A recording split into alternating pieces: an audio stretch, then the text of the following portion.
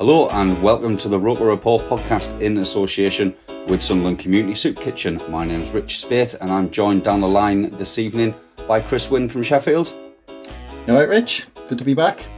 Aye, yeah. Not too well. I am disappointed, but you know, I'm not in pain from the weekend, from Sunday.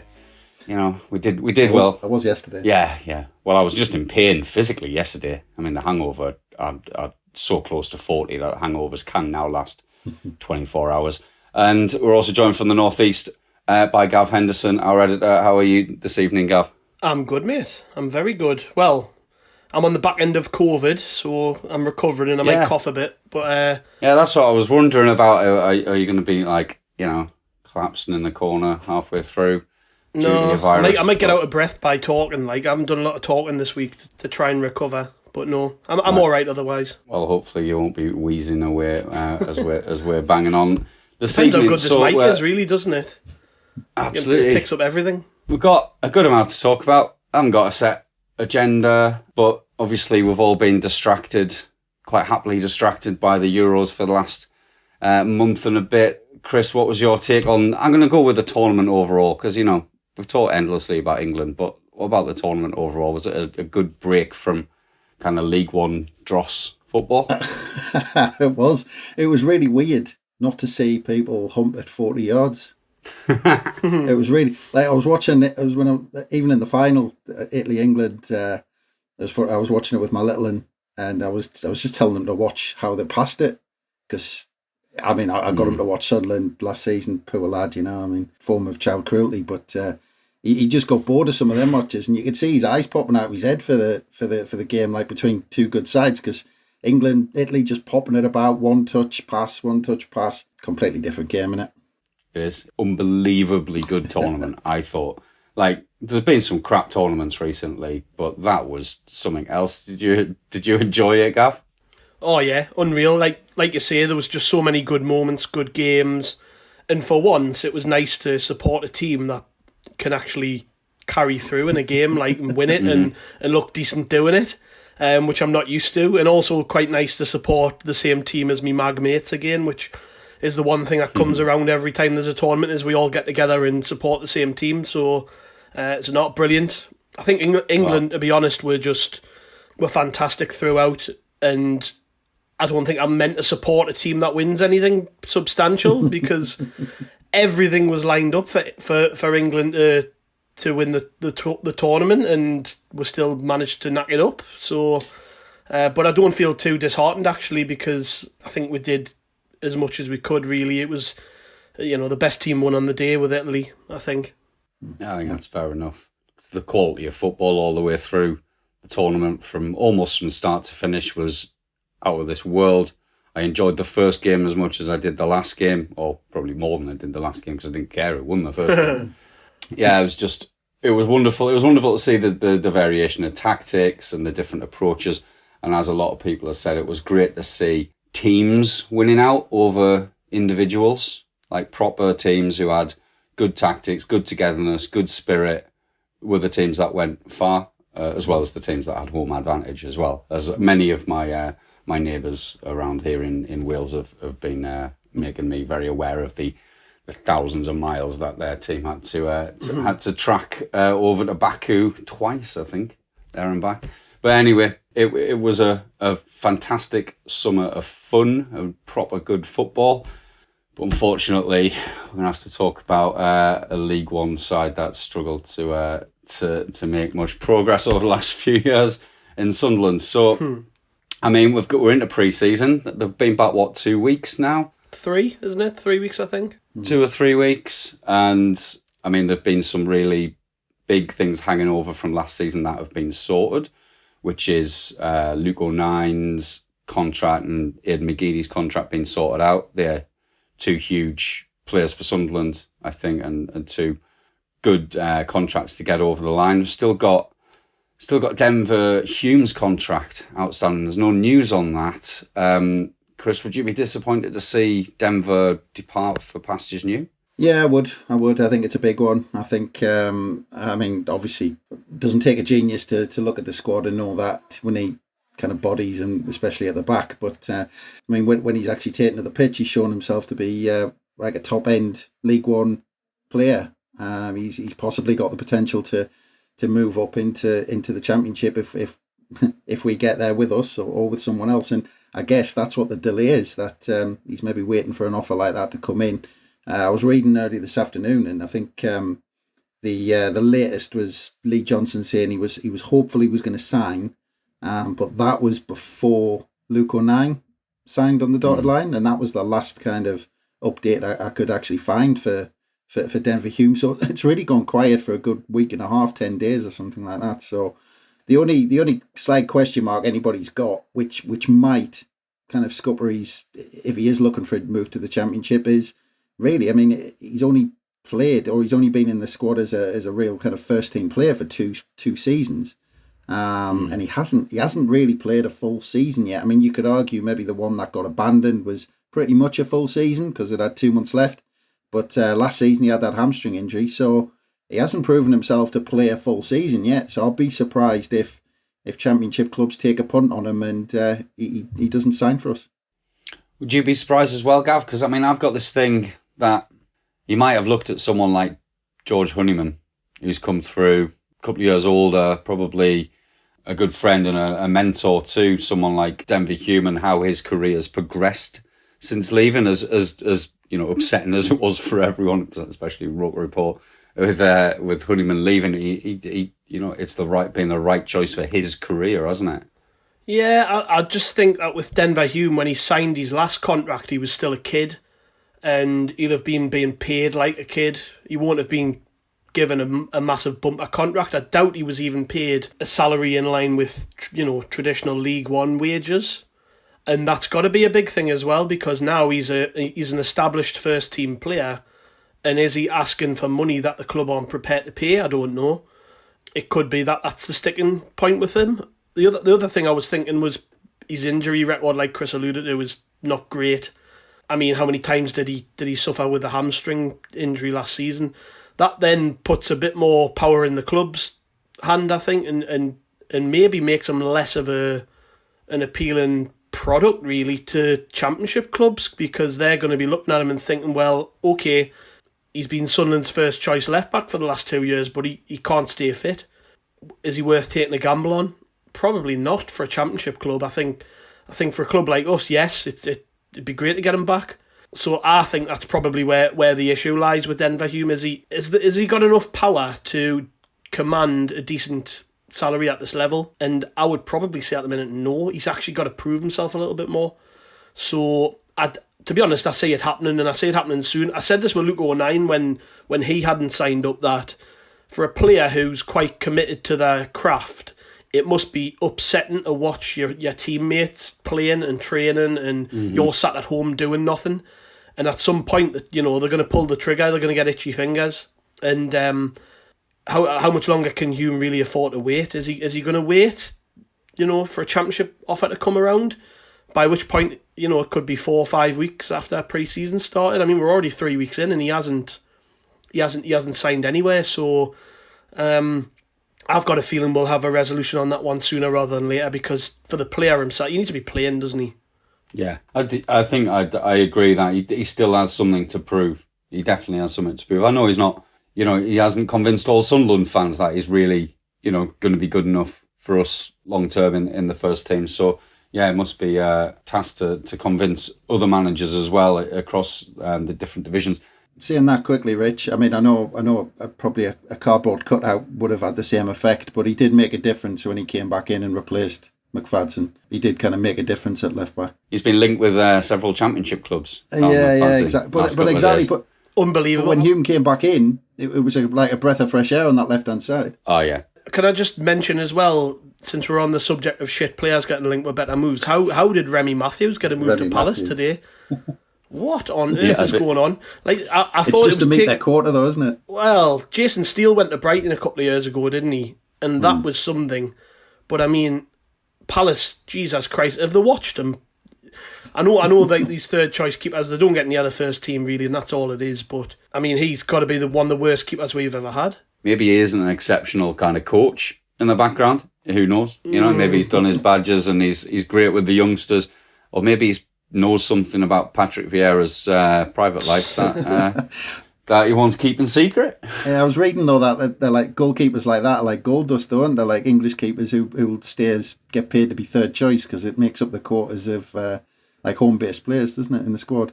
Yeah, good point. I think I'd sit about on a few tens of grand a week playing reserve team games. Steve Harper springs to mind. Yeah. Do you reckon he's getting a wage rise out of it or not? Oh, definitely.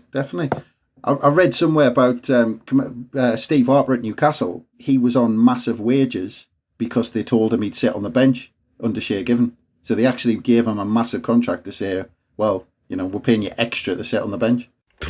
He just went off to uni, didn't he? I should have been a goalkeeper. I should have been a goalkeeper. Sit me arse and do note and get paid for it, lovely. Well, I mean, that's also come up in conversation around Sunderland Football Club recently, the prospect of players sitting on their asses and doing now, because we had Liam Brigcutt chirping in on a podcast a couple of days ago, getting Sunderland's backs up by saying that we're destroying our own club by our negativity towards the club, which I don't see how that would happen. He pulled out the erroneous stat that Sunderland were better last season at home than they have been in the previous League One campaigns, which is just not true, because there were no fans there. But he did make a couple of points that I thought were quite valid around the previous drinking culture in the club, which I think is a big thing. It was weird though, Rich, because he made a good point about that, but then he also slagged Sunderland fans off for not giving those players the time of day and booing them and stuff. And I'm thinking, well, yeah, you know, on one hand you're saying the professionalism was terrible, but then you're also slagging the fans off for not supporting those same players. I think you're right. I read it quite carefully. I didn't listen to the podcast, but I read the transcript that we put out, and there is a little bit of truth in some of what he said. And I'll leave people to read it themselves. Some things he says will hurt people, but I mean, the overarching sort of lies about, you know, booing the team off when we were 0-0 against Man City, that just didn't happen. Saying that the home record last season was better without fans when it was the actual opposite, you know, just clueless. Like I think whoever was interviewing him clearly caught him on a good day and just probably wasn't expecting Sunderland fans to pick that up.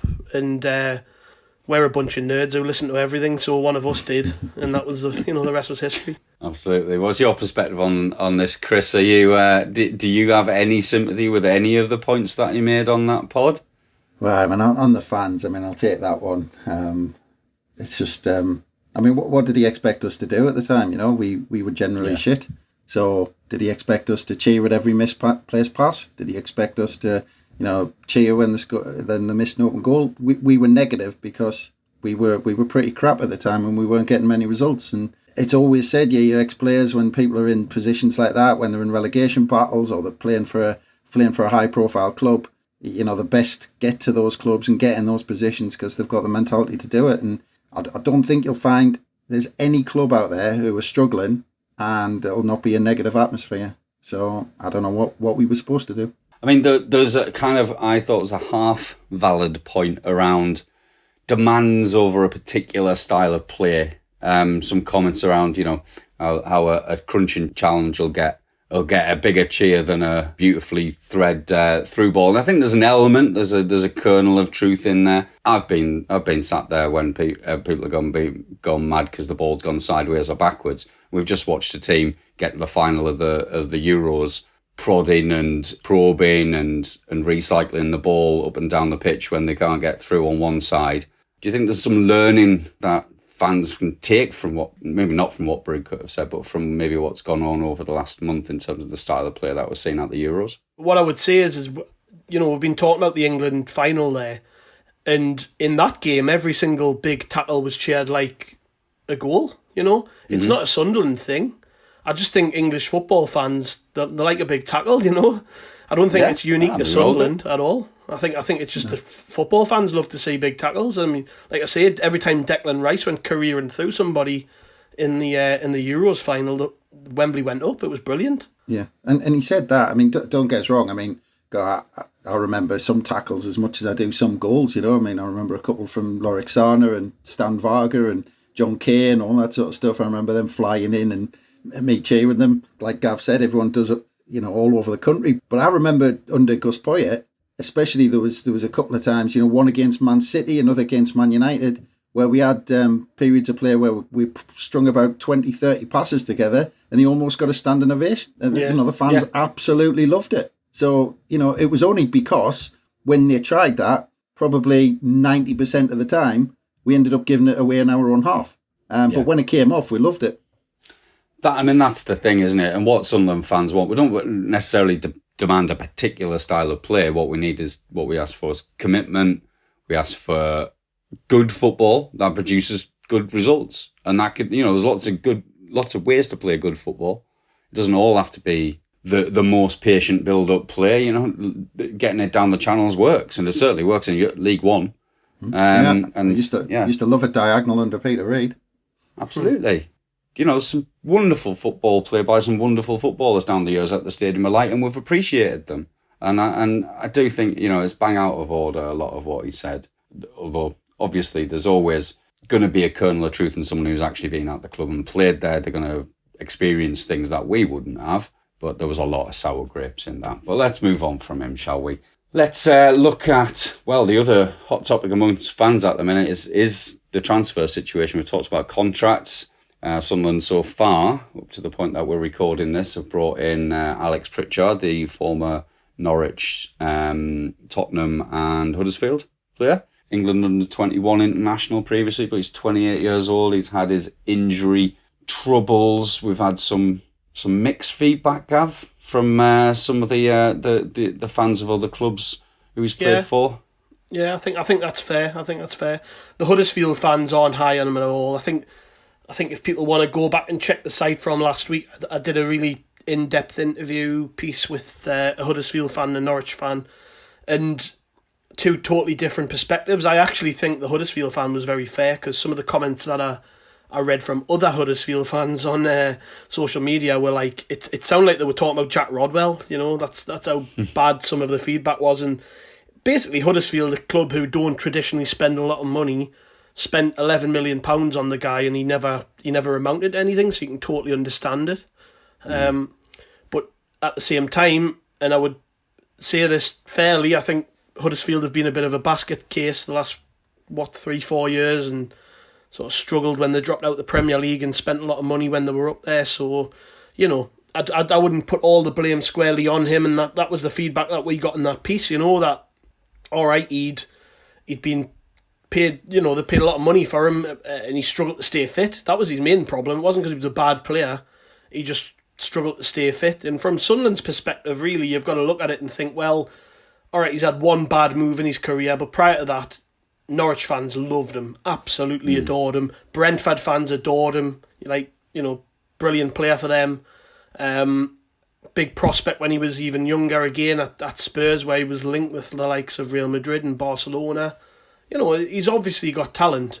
And I think the fact that 3 years ago a Premier League club paid £11 million for him tells you there's something there. And on a free transfer, it's maybe a risk worth taking. The club have probably looked at it and said, well, he's going to take up a big chunk of our wage budget, and there's that massive sort of thing hanging over where he struggled to stay fit at other clubs and actually get into any sort of rhythm and form. But at the same time, you get him playing like he was at Brentford and like he was at Norwich. You've got a top-end championship playmaker, but in League One. And what a difference that would make to this team, because we haven't... I was actually thinking about this. I don't think we've had a proper number 10 since we had Stefan Sessegnon, probably. I can't remember one.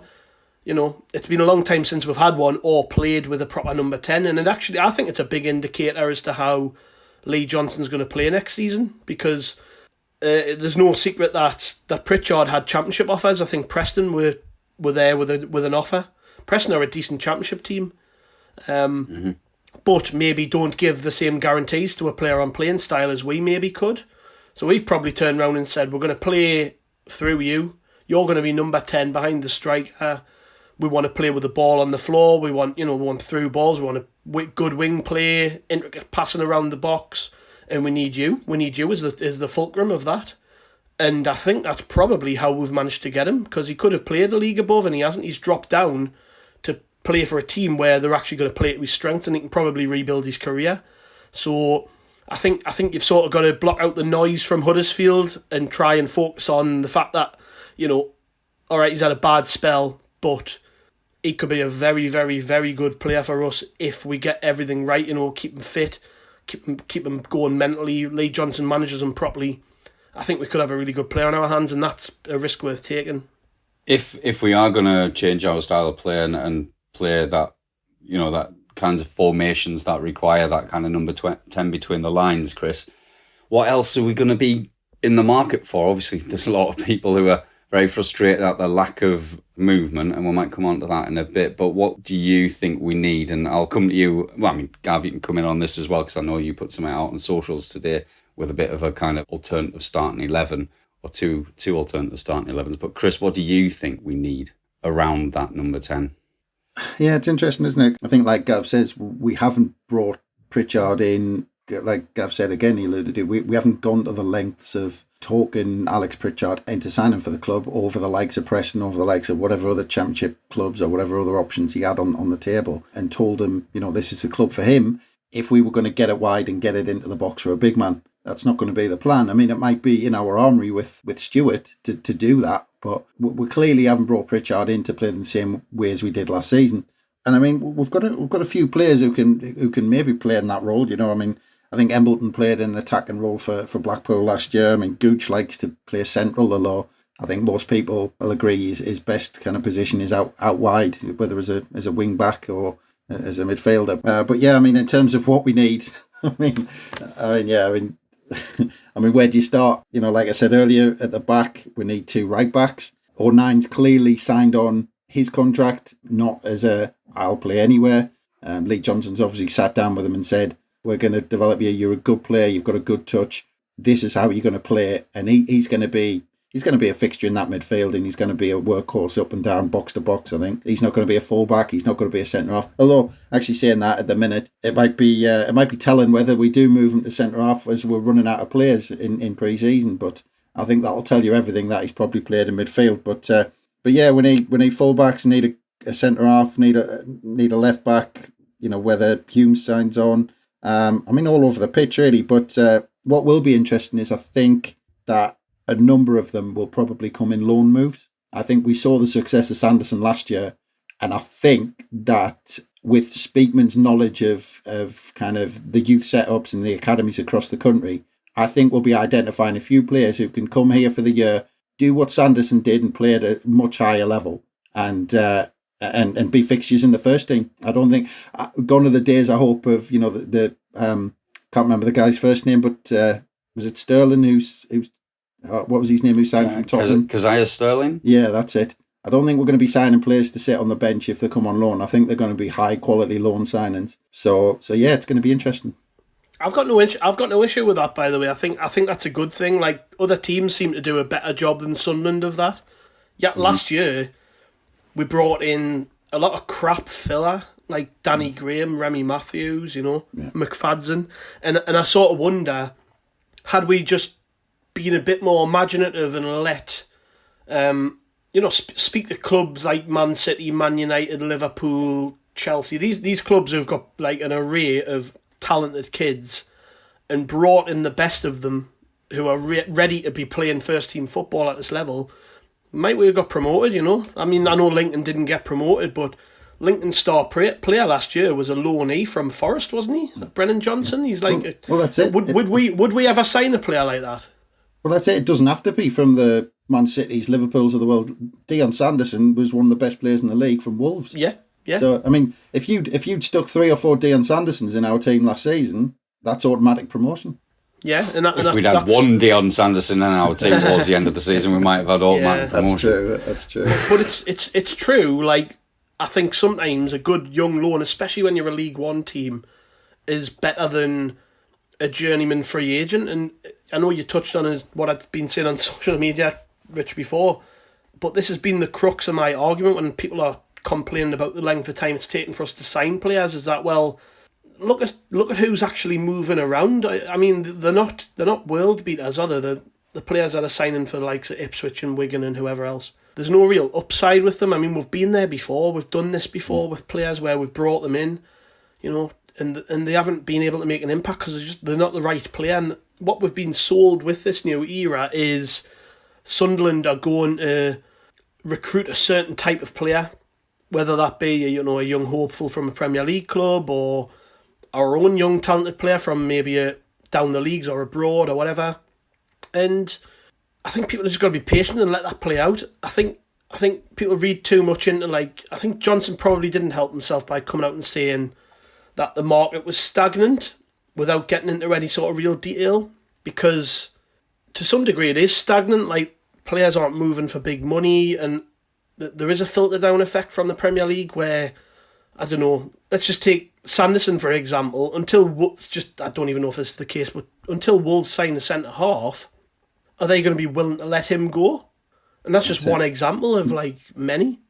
He was talking about that. He wasn't talking about the market as a whole. He was talking about the market that we're trying to do our dealing in. The likes of Joe Pigott and all that sort of stuff. For me, he's another one of those journeyman who's had a decent season and everyone thinks he's a world beater, and he's not. Yeah. But like you said, if the market starts moving at the top end, where these young players have got someone else ahead of them, like you said, like the Sandersons of the world, that's hopefully who we're going to be making our moves for. So, like I said, in the market that Lee Johnson's looking at, that probably is stagnant because the top clubs aren't busy in the market yet.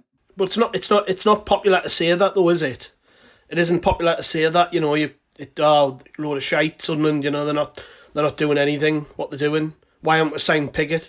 I think, well, because we don't want Joe Pigott, just because some clickbait website put an article out 3 weeks ago saying Sunderland want him, and because nobody's turned around and said, hang on, we don't actually want him, then it's just been allowed to stew. And when people say him go to Ipswich, straight away they're like, well, why have Sunderland not signed him? Probably because we didn't want him. Look at it. We've got Ross Stewart, who some people might not be convinced by him, but I mean, they like him enough to have spent 350 grand on him. So they haven't signed him for him not to play. Charlie White's gone now. Forget about Charlie White. We've got Ross Stewart. Clearly, they think quite highly of him, or they wouldn't have paid good money for him. And then behind him, you've got, all right, Will Grigg. People, and I'm one of his biggest critics, but part of me thinks if we're signing a number 10 and we're bringing Embleton into the fold, does Johnson fancy himself maybe getting something out of Grigg and at least wait until the end of August before making a decision on him?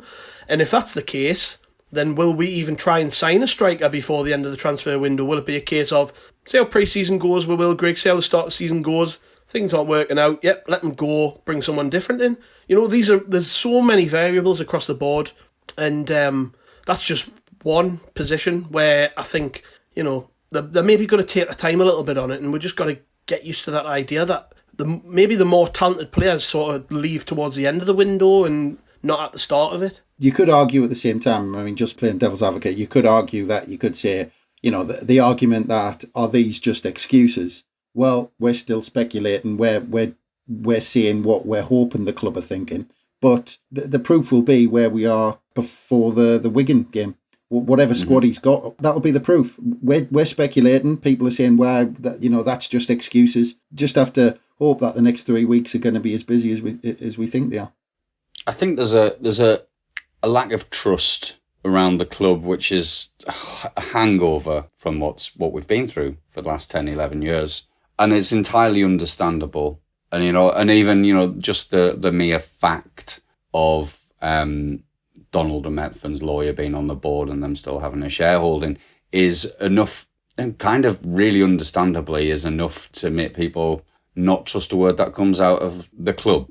But that said, it is the case that KLD is in charge of the club. It is the case that Christian Speakman and the recruitment team are the people who are leading this recruitment drive over the summer. And, they've got a job to do to rebuild the trust over this summer, over the next year. But in order to do that, we've got to give them the opportunity to do that. In 2017, I don't know who would have turned around and said England are going to be in the final of the Euros and get the World Cup semi-final the next year, because things hadn't had enough time to develop in that way, and Southgate and his team hadn't had enough time to implement their plans, and so that building of trust and that kind of, you can only ask for patience from a fan base when that trust's been built up. We've seen it this summer in the Euros. There was trust built up from 2018 that the manager did know what he was doing, that the setup was right. So maybe there's some lessons to be learned there. Finally, we are running out of time really quickly, but finally we've got 3 pre-season games coming up. We've got Heart of Midlothian up the coast in Edinburgh this coming weekend. Then we've got York City and Tranmere. This is after we played Spennymoor a couple of weeks ago. So, Chris, what was your thoughts on this pre-season programme? Are they a good set of fixtures to kind of build up the kind of understanding that you're going to need to compete in League One from the start? Yeah, well, I mean, I was looking at this one on Saturday. It's quite interesting, the timing of this one, because we're still kind of struggling to see what our strategy is and what our formation is going to be next season, what Lee Johnson's going to go with. But this one's going to be tough because Hearts have already started their campaign, really. They've kicked off with the Scottish League Cup. They beat, it was a Cove somebody they beat the other night. Cove Ramblers, is it? Yeah, they beat. No, that's Ireland, isn't it? Cove Rangers. Oh no, that's Cove Rangers. Sorry, that's Ramblers is in Ireland. Yeah. On they've actually got them this week, but yeah, and they kick off 2 weeks on Saturday against Celtic at home in the SPL.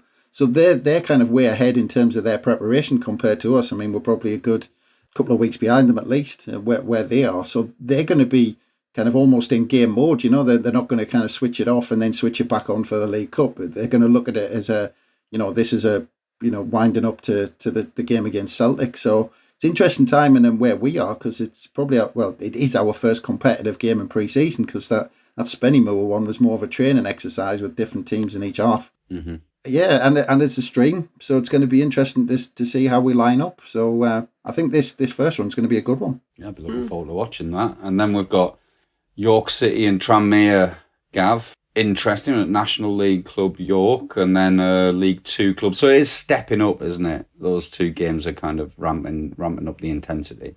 Yeah, and like I said, we'll round off with a championship team in Hull. So. Oh yeah, I forgot about that one as well. Yeah. So I mean, to be honest, these games are just for fitness purposes, really. I mean, the more of them you play, the better. Get the players up to match sharpness and get them ready for the season starting. So. I mean, the Spennymoor game was billed as a training game, and it was really. I think it was 2 different teams, wasn't there? There was a different team in the second half than there was in the first. And I imagine we'll probably see more of the same at the weekend. And I think last weekend, behind closed doors, we played 2 friendlies. I think, might be wrong, it was either, I think maybe Gateshead and Carlisle, I think somebody was saying. I think it's sort of been kept quite secretive, but apparently we won 2-0 and Gooch scored both. Might be wrong.